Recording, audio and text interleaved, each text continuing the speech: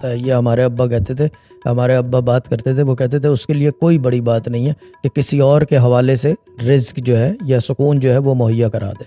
ये हमारे अब्बा के अल्फाज हैं ये, ठीक है ना। जब हमारे पास आदमी आता है हम ये समझते हैं कि ये अल्लाह का भेजा हुआ आदमी है और हम मदद कर सकते हैं, और उसने यानी कि वो हमारी मदद करेगा इस काम को पूरा करवाने में, हमारा ये होता है। लेकिन लोग नहीं बेशक। समझते इस बात को, ये बात हजम नहीं होती लोगों के।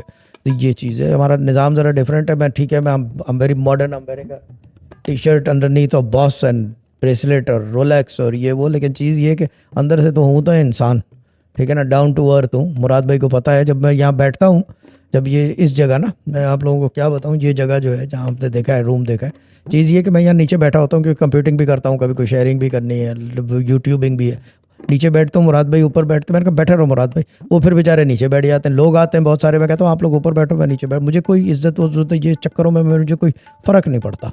मैं ज़मीन का उठा हुआ आदमी हूँ और ज़मीन पे लेकिन मैं बैठा हुआ हूँ।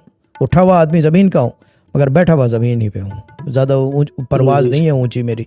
हाँ, मेरी रूहानी दस्तरस जो है ना, माई रीच इज़ वेरी हाई, मेरी रीच जी बहुत शाह है, जी, बिल्कुल कोई ये मैं शक बता नहीं। दूँ, मेरी रीच बहुत है।